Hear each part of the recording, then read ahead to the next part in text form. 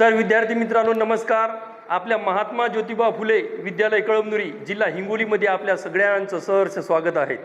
तर आज तारीख 2 मे 2026ला आपला नवोदयच्या क्लासमध्ये आपण आज काय बघितलं तर नवोदय परीक्षा याच्यामध्ये विषय कोणते असतात आणि किती मार्काचे. तर त्याच्यामध्ये विषय कोणते असतात. भाषा 20 प्रश्न किती गुणांसाठी 25 गुणांसाठी.